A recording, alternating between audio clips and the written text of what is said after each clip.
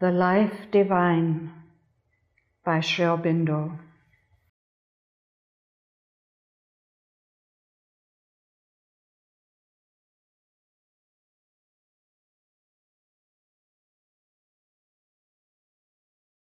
Chapter 8.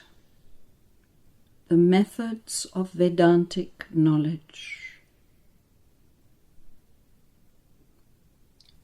This secret self in all beings is not apparent, but it is seen by means of the supreme reason, the subtle, by those who have the subtle vision.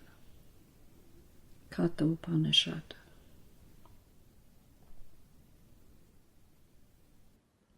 But what then is the working of this Satchidananda in the world? And by what process of things are the relations between itself and the ego which figures it first formed, then led to their consummation? For on those relations and on the process they follow depend the whole philosophy and practice of a divine life for man.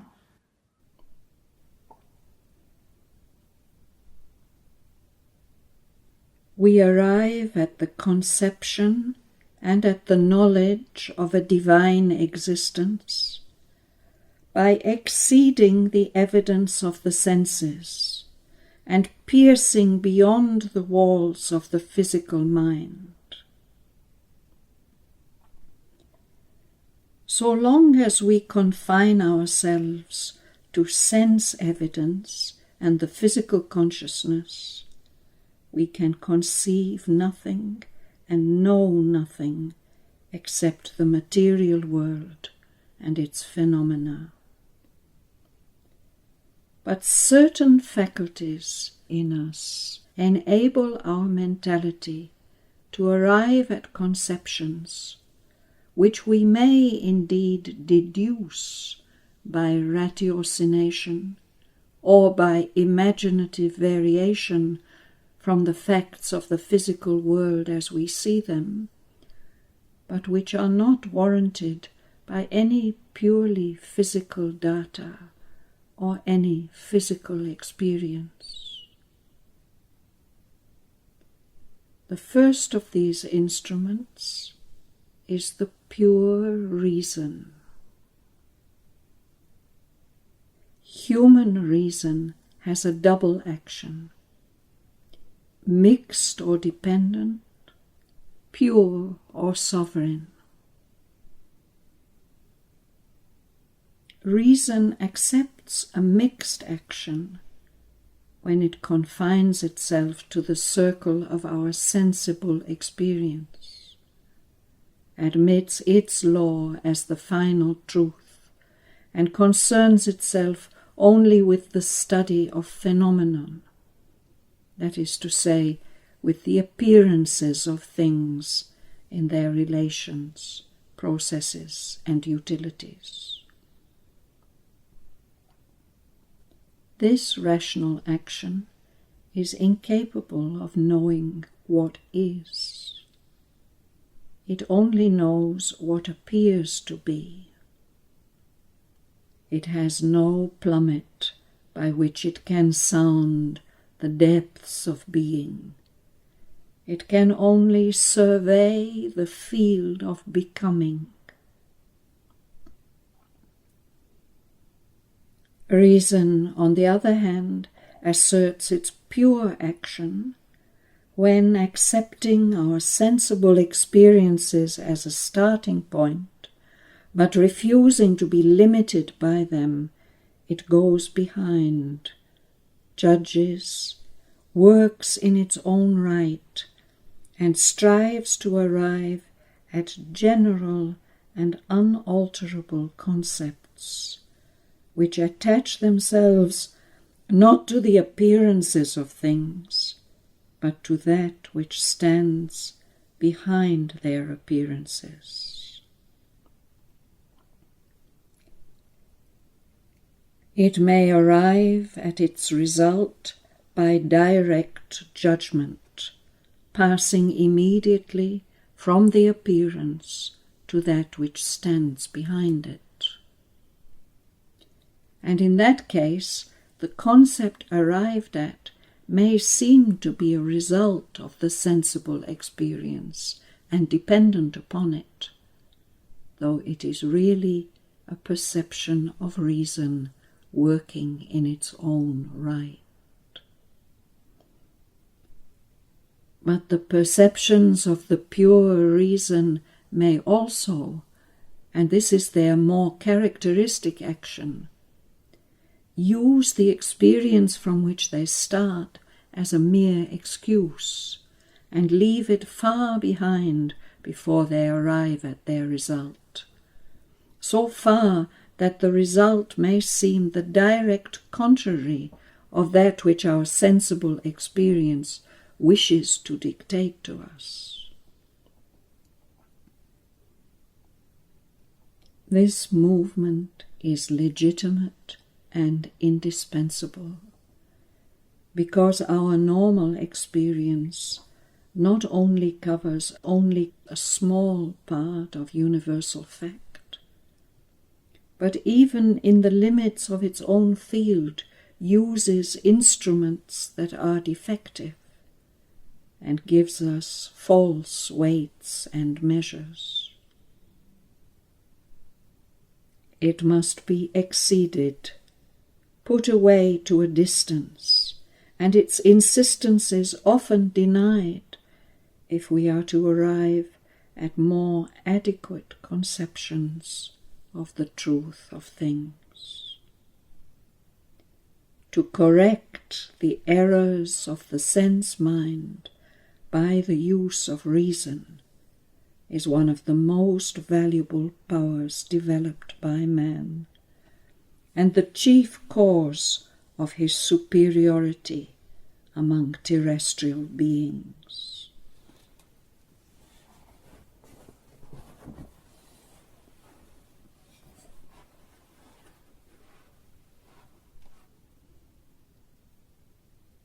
The complete use of pure reason brings us finally from physical to metaphysical knowledge. But the concepts of metaphysical knowledge do not in themselves fully satisfy the demand of our integral being. They are indeed entirely satisfactory to the pure reason itself, because they are the very stuff of its own existence. But our nature sees things through two eyes always, for it views them doubly as idea and as fact, and therefore every concept is incomplete for us, and to a part of our nature almost unreal, until it becomes an experience. But the truths which are now in question are of an order not subject to our normal experience. They are in their nature beyond the perception of the senses, but seizable by the perception of the reason. Therefore, some other faculty of experience is necessary, by which the demand of our nature can be fulfilled. And this can only come, since we are dealing with the supraphysical, by an extension of psychological experience.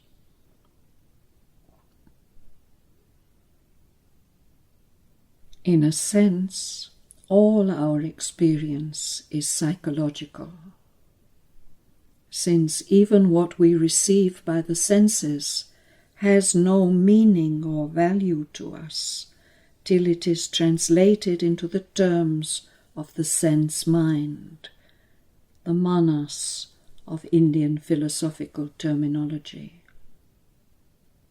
Manas, say our philosophers, is the sixth sense.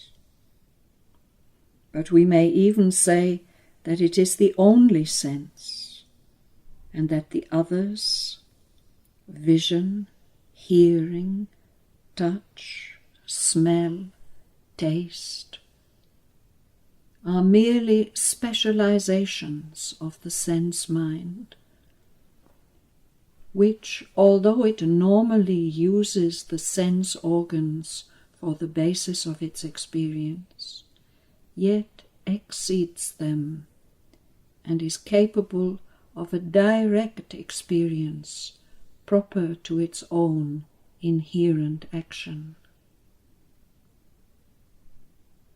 As a result, psychological experience, like the cognitions of the reason, is capable in man of a double action, mixed or dependent, pure or sovereign.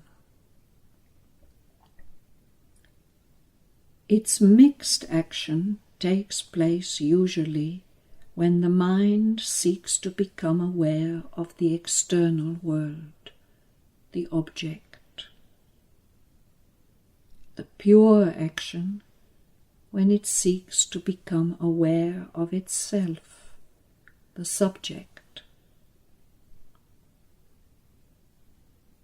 In the former activity, it is dependent on the senses and forms its perceptions in accordance with their evidence. In the latter, it acts in itself and is aware of things directly by a sort of identity with them. We are thus aware of our emotions. We are aware of anger, as has been acutely said, because we become anger. We are thus aware also of our own existence. And here the nature of experience as knowledge by identity becomes apparent. In reality, all experience is in its secret nature knowledge by identity. But its true character is hidden from us, because we have separated ourselves from the rest of the world by exclusion, by the distinction of ourself as subject and everything else as object. And we are compelled to develop processes and organs by which we may again enter into communion with all that we have excluded. We have to replace direct knowledge through conscious identity by an indirect knowledge which appears to be caused by physical contact and mental sympathy. This limitation is a fundamental creation of the ego, and an instance of the manner in which it has proceeded throughout, starting from an original falsehood and covering over the true truth of things by contingent falsehoods, which become for us practical truths of relation.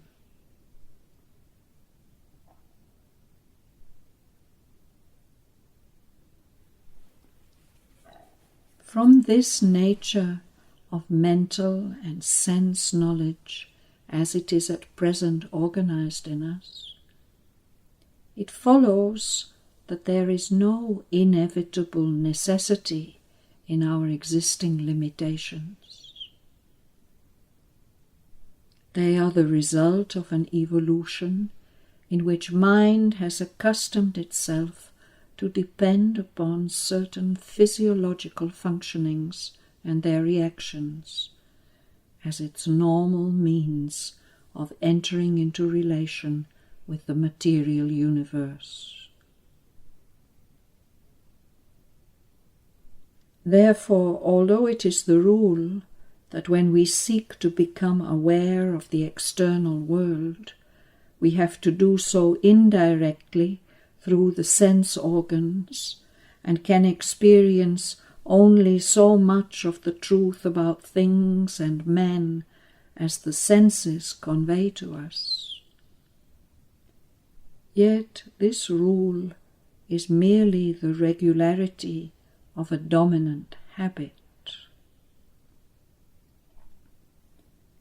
It is possible for the mind, and it would be natural for it if it could be persuaded to liberate itself from its consent to the domination of matter, to take direct cognizance of the objects of sense without the aid of the sense organs.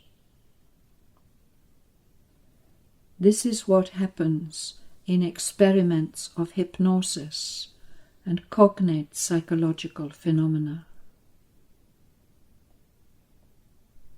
Because our waking consciousness is determined and limited by the balance between mind and matter worked out by life in its evolution, this direct cognizance is usually impossible in our ordinary waking state, and has therefore to be brought about by throwing the waking mind into a state of sleep, which liberates the true or subliminal mind.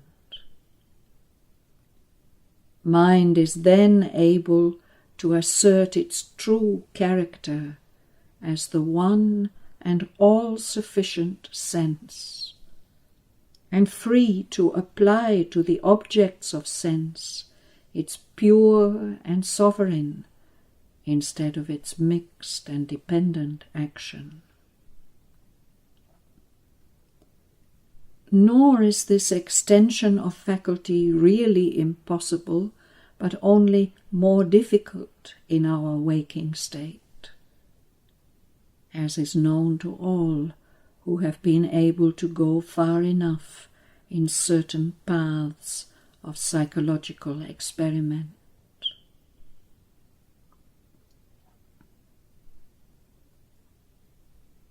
The sovereign action of the sense mind can be employed to develop other senses besides the 5 which we ordinarily use.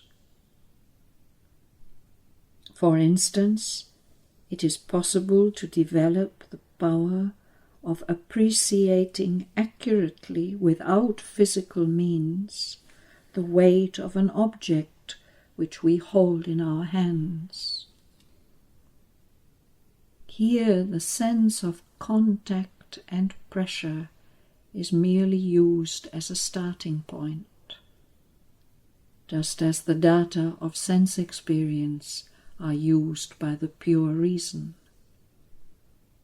But it is not really the sense of touch which gives the measure of the weight to the mind. That finds the right value through its own independent perception, and uses the touch only in order to enter into relation with the object.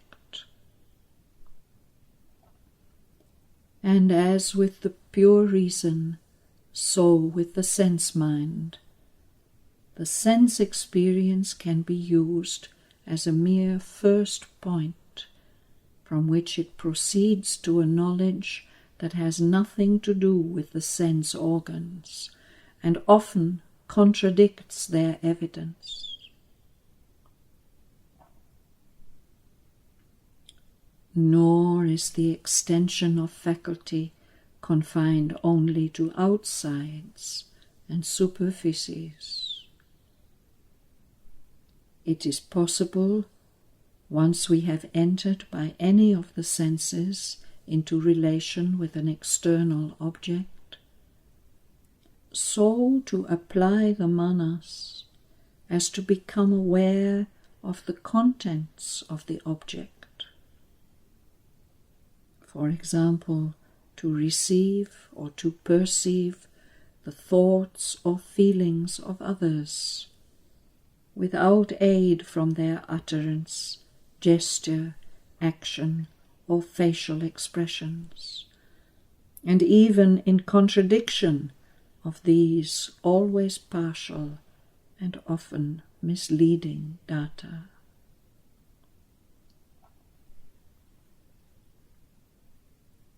Finally, by an utilization of the inner senses, that is to say, of the sense powers in themselves, in their purely mental or subtle activity, as distinguished from the physical, which is only a selection for the purposes of outward life from their total and general action. We are able to take cognition of sense experiences, of appearances and images of things other than those which belong to the organization of our material environment.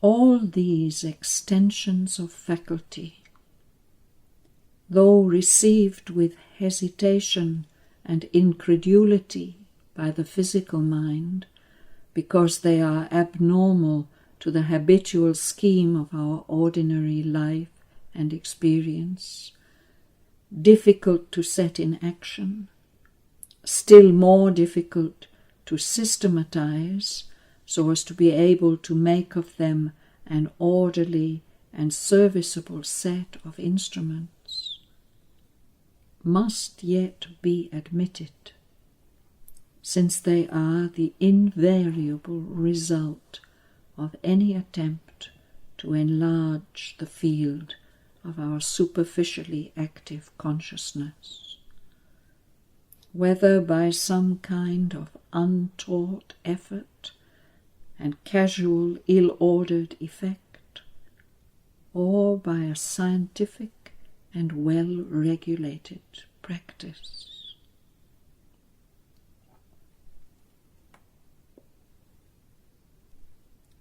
None of them, however, leads to the aim we have in view. The psychological experience of those truths that are beyond perception by the sense, but seizable by the perceptions of the reason. Buddhi grahyam atindriyam.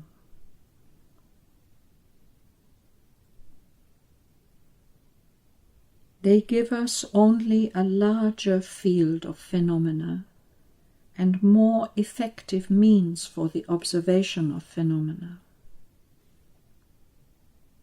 The truth of things always escapes beyond the sense. Yet is it a sound rule, inherent in the very constitution of universal existence, that where there are truths attainable by the reason, there must be somewhere in the organism possessed of that reason a means of arriving at or verifying them by experience.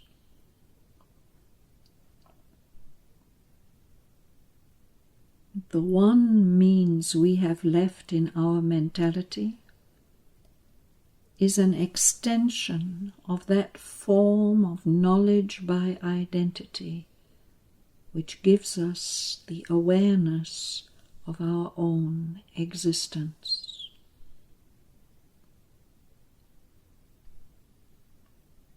It is really upon a self-awareness, more or less conscient, more or less present to our conception, that the knowledge of the contents of ourself is based. Or to put it in a more general formula, the knowledge of the contents is contained in the knowledge of the continent.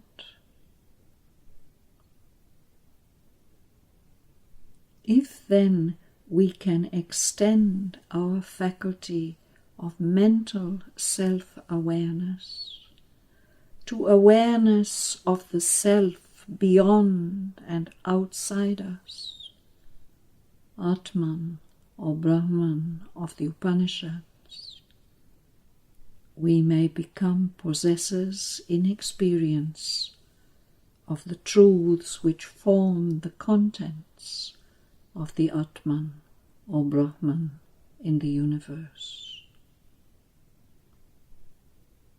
It is on this possibility that Indian Vedanta has based itself.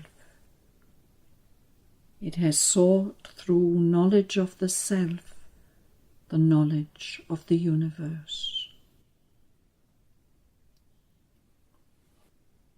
But always mental experience and the concepts of the reason have been held by it to be, even at their highest, a reflection in mental identifications, and not the supreme self-existent identity. We have to go beyond the mind and the reason. The reason active in our waking consciousness is only a mediator between the subconscious all that we come from in our evolution upwards and the superconscient all towards which we are impelled by that evolution. The subconscient and the superconscient are two different formulations of the same all. The master word of the subconscient is life. The master word of the superconscient is light. In the subconscient, knowledge or consciousness is involved in action, for action is the essence of life. In the superconscient, action re-enters into light and no longer contains involved knowledge, but is itself contained in a supreme consciousness. Intuitional knowledge is that which is common between them. And the foundation of intuitional knowledge is conscious or effective identity between that which knows and that which is known.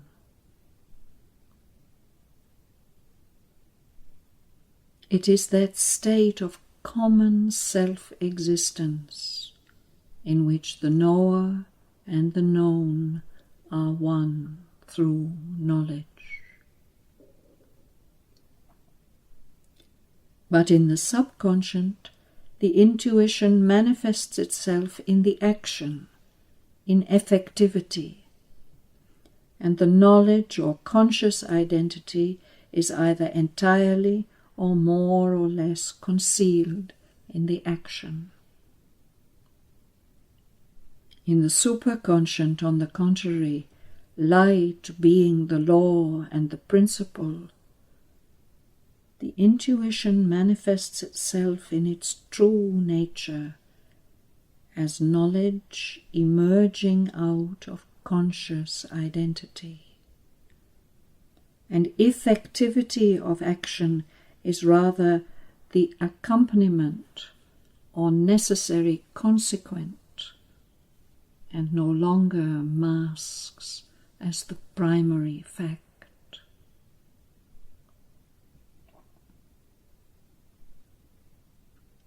Between these two states, reason and mind act as intermediaries, which enable the being to liberate knowledge out of its imprisonment in the act and prepare it to resume its essential primacy.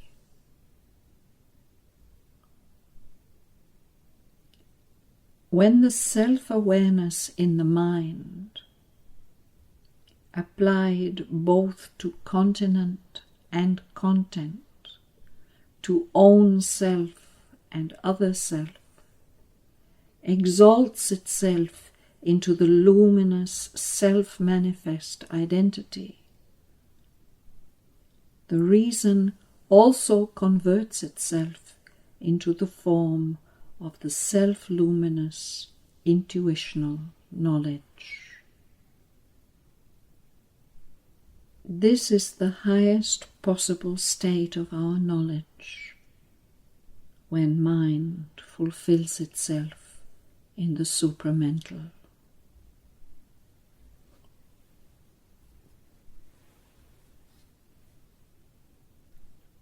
Such is the scheme of the human understanding, upon which the conclusions of the most ancient Vedanta were built.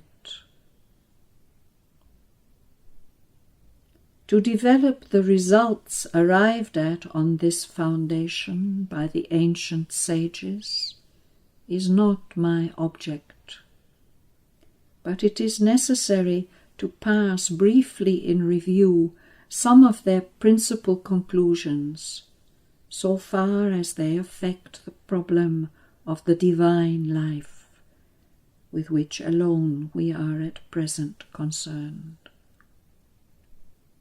For it is in those ideas that we shall find the best previous foundation of that which we seek now to rebuild.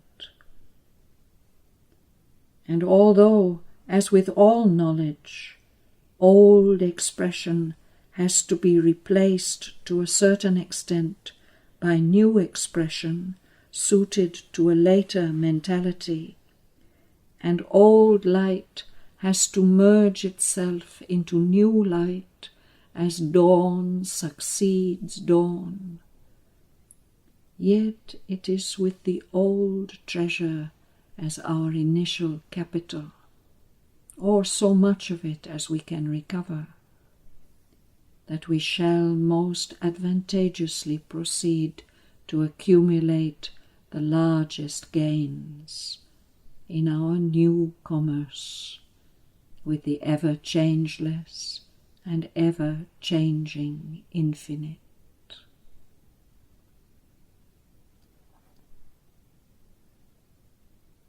Sad Brahman, existence, pure, indefinable, infinite, absolute,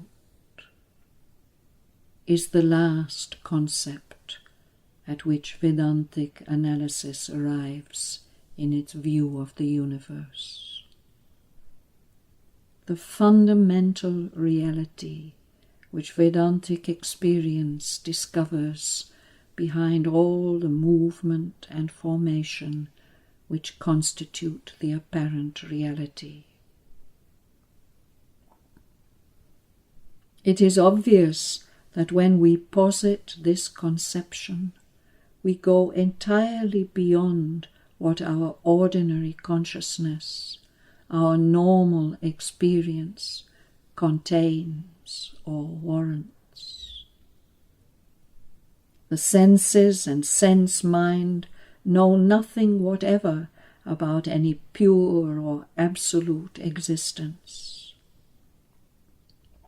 All that our sense experience tells us of is form and movement. Forms exist, but with an existence that is not pure, rather always mixed, combined, aggregated, relative.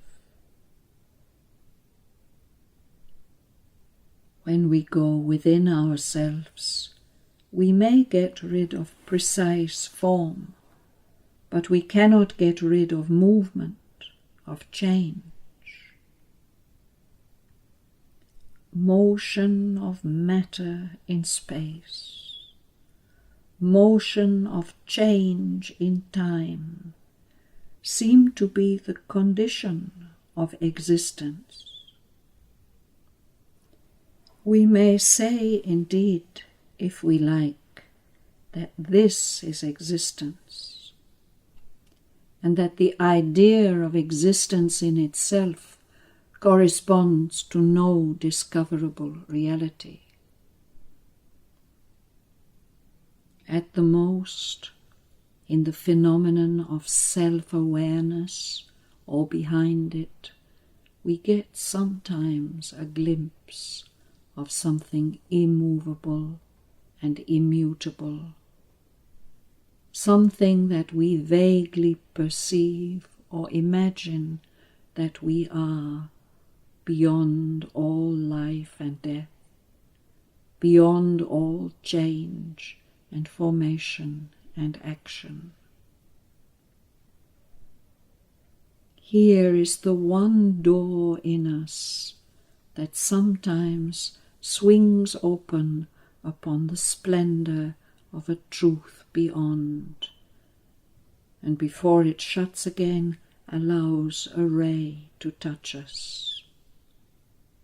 A luminous intimation, which, if we have the strength and firmness, we may hold to in our faith, and make a starting point for another play of consciousness than that of the sense mind, for the play of intuition.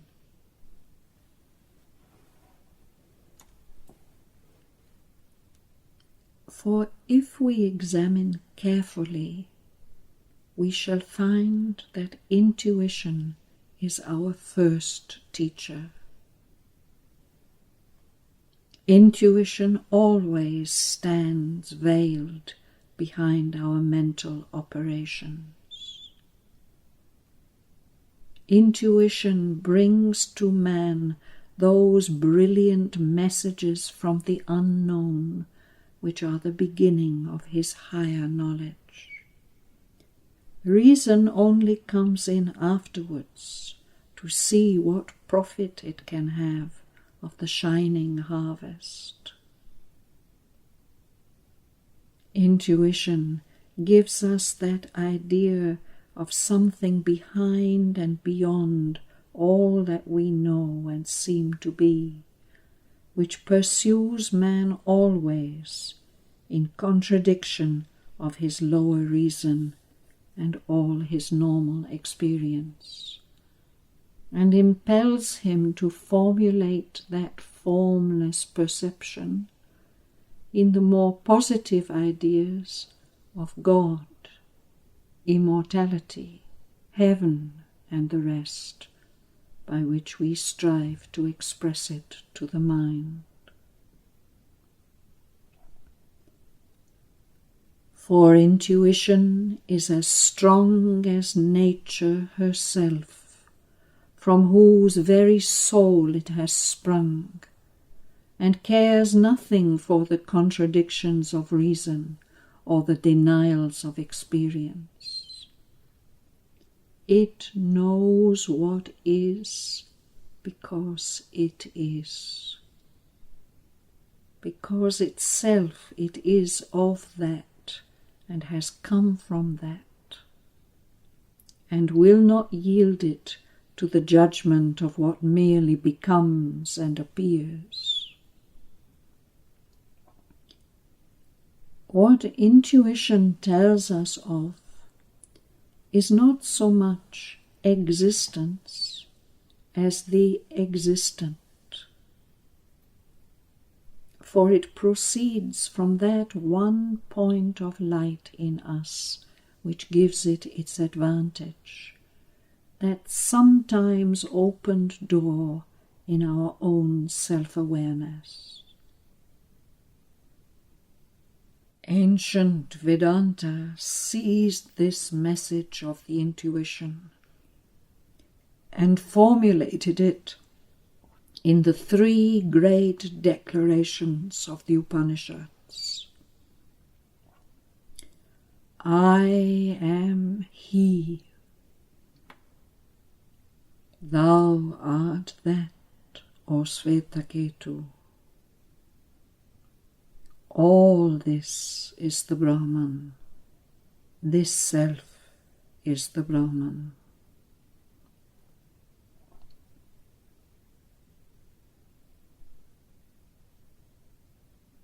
But intuition, by the very nature of its action in man, working as it does from behind the veil, active principally in his more unenlightened, less articulate parts, served in front of the veil in the narrow light which is our waking conscience, only by instruments that are unable fully to assimilate its messages. Intuition is unable to give us the truth in that ordered and articulated form which our nature demands. Before it could effect any such completeness of direct knowledge in us, it would have to organize itself in our surface being and take possession there of the leading part. But in our surface being, it is not the intuition, it is the reason which is organized and helps us to order our perceptions, thoughts, and actions. Therefore, the age of intuitive knowledge, represented by the early Vedantic thinking of the Upanishads, had to give place to the age of rational knowledge. Inspired scripture made room for metaphysical philosophy, even as afterwards metaphysical philosophy had to give place to experimental science. Intuitive thought, which is a messenger from the superconscient and therefore our highest faculty, was supplanted by the pure reason, which is only a sort of deputy and belongs to the middle heights of our being. Pure reason in its turn was supplanted for a time by the mixed action of the reason, which lives on our plains and lower elevations, and does not in its view exceed the horizon of the experience that the physical mind and senses, or such aids as we can invent for them, can bring to us. And this process, which seems to be a descent, is really a circle of progress. For in each case, the lower faculty is compelled to take up as much as it can assimilate of what the higher had already given, and to attempt to re-establish it by its own methods. By the attempt, it is itself enlarged in its scope, and arrives eventually at a more supple and a more ample self-accommodation to the higher faculties. Without this succession and attempt at separate assimilation, we should be obliged to remain under the exclusive domination of a part of our nature, while the rest remained either depressed and unduly subjected, or separate in its field, and therefore poor in its development. With this succession and separate attempt, the balance is righted. A more complete harmony of our paths of knowledge is prepared.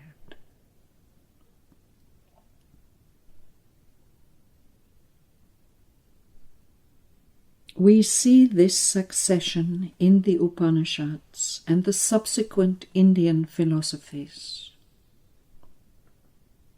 The sages of the Veda and Vedanta relied entirely upon intuition and spiritual experience. It is by an error that scholars sometimes speak of great debates or discussions in the Upanishad. Wherever there is the appearance of a controversy, it is not by discussion, by dialectics, or the use of logical reasoning that it proceeds, but by a comparison of intuitions and experiences, in which the less luminous gives place to the more luminous, the narrower, faultier, or less essential to the more comprehensive, more perfect, more essential. The question asked by one sage of another is, "What dost thou know?" Not, "What dost thou think?" nor, "To what conclusion has thy reasoning arrived?" Nowhere in the Upanishads do we find any trace of logical reasoning urged in support of the truths of Vedanta. Intuition, the sages seem to have held, must be corrected by a more perfect intuition. Logical reasoning cannot be its judge. And yet the human reason demands its own method of satisfaction. Therefore, when the age of rationalistic speculation began, Indian philosophers, respectful of the heritage of the past, adopted a double attitude towards the truth they sought. They recognized in the Shruti the earlier results of intuition, or as they preferred to call it, of inspired revelation, an authority superior to reason. But at the same time, they started from reason and tested the results it gave them, holding only those conclusions to be valid which were supported by the supreme authority. In this way they avoided, to a certain extent, the besetting sin of metaphysics, the tendency to battle in the clouds, because it deals with words as if they were imperative facts, instead of symbols which have always to be carefully scrutinized and brought back constantly to the sense of that which they represent. Their speculations tended at first to keep near at the center to the highest and profoundest experience, and proceeded with the united consent of the two great authorities, reason and intuition.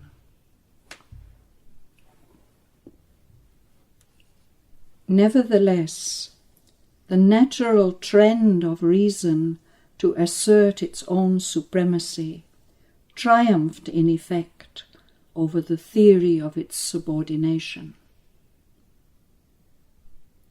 Hence the rise of conflicting schools, each of which founded itself in theory on the Veda and used its texts as a weapon against the others. For the highest intuitive knowledge sees things in the whole, in the large, and details only as sides of the indivisible whole. Its tendency is towards immediate synthesis and the unity of knowledge. Reason, on the contrary, proceeds by analysis and division, and assembles its facts to form a whole. But in the assemblage so formed there are opposites, anomalies, logical incompatibilities, and the natural tendency of reason is to affirm some and to negate others which conflict with its chosen conclusions, so that it may form a flawlessly logical system. The unity of the first intuitional knowledge was thus broken up, and the ingenuity of the logicians was always able to discover devices, methods of interpretation, standards of varying value, by which inconvenient texts of the scripture could be practically annulled, and an entire freedom acquired for their metaphysical speculation. Nevertheless, the main conceptions of the earlier Vedanta remained in parts in the various philosophical systems, and efforts were made from time to time to recombine them into some image of the old Catholicity and unity of intuitional thought. And behind the thought of all, variously presented, survived as the fundamental conception Purusha, Atman, or Sadbrahman, the pure existent of the Upanishads, often rationalized into an idea or psychological state, but still carrying something of its old burden of inexpressible reality. What may be the relation of the movement of becoming, which is what we call the world, to this absolute unity? And how the ego, whether generated by the movement or cause of the movement, can return to that true self, divinity, or reality declared by the Vedanta. These were the questions, speculative and practical, which have always occupied the thought of India.